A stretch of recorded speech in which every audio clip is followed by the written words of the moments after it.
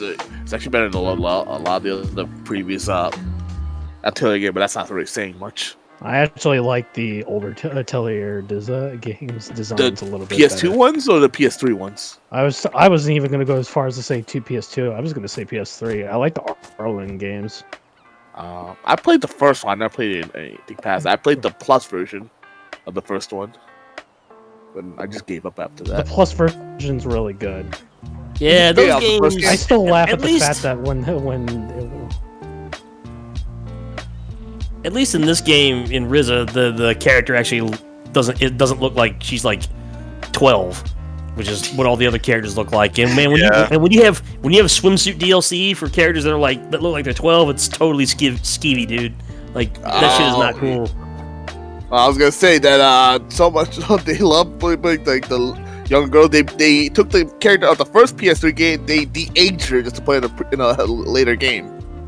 They made it to a little girl. I'm not surprised. And these Gust games in general just aren't very good. So if I remember right, their excuse was the producer's excuse was he didn't want to make the character an old woman. That was literally what he said. So that's RPG logic. Mission fucking accomplished.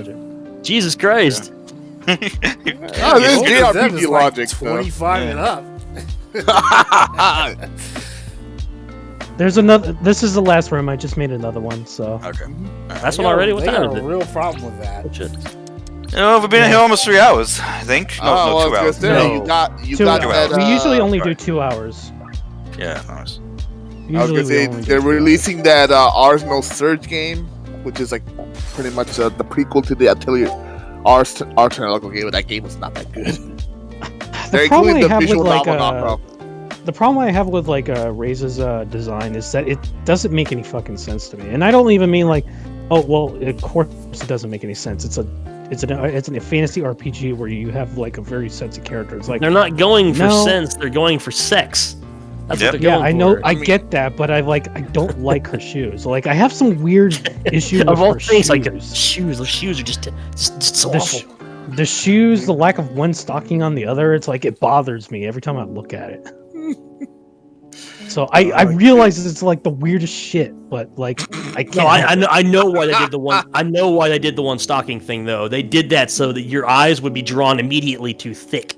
That's exactly why they did. That's exactly why they did that. Well, they don't even have to do that. She has like fucking belt. She has fucking. Yeah, I know, but like the incongruency, it draws your eye straight to it.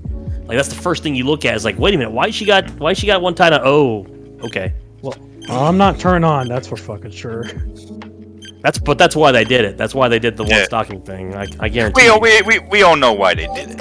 Yeah. We know why. We know. It's not gonna. We know why they did it. They know why they did it. Their fans know why they did it. And that's at the end of the day, at least all this. So that's another thing. Another way I judge these games is. Yeah.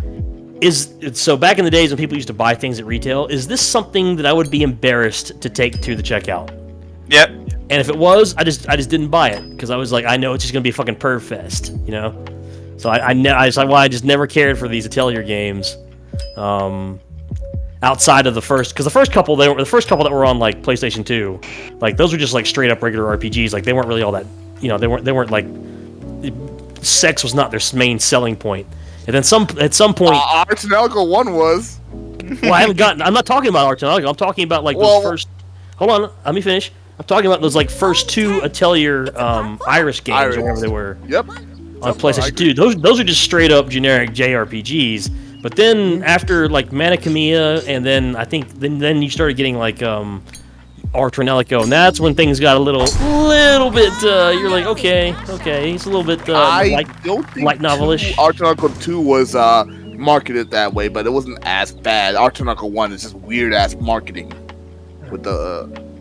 It was really weird ass marketing. Like even on the back of the box, it said that you'll always remember your first. It's like what? Yeah, wasn't that the one else had the line about shove it in me or whatever? Talking about those crystals or whatnot. Yeah. Yes. Yeah. It's one of those things where it's like the constant joke is that like you. When I heard that when I played that game, because I actually did play that game, and when I got to that part, I was like, whoa, what? Wow. Okay. Oh, you think that's bad? The second game had a far worse localization than overall, especially lots of bugs. Yeah, I never got into the second one. I was just like, I never Second one finished is the actually first a one. lot more fun. It's a lot better than the first game. I liked my time with Artelonial with one, but I had no interest in getting into the other ones. Yeah, Which is 2 funny worth because it. like three is the weird one. Which is funny because that game has like the deepest of lore, like for whatever reason.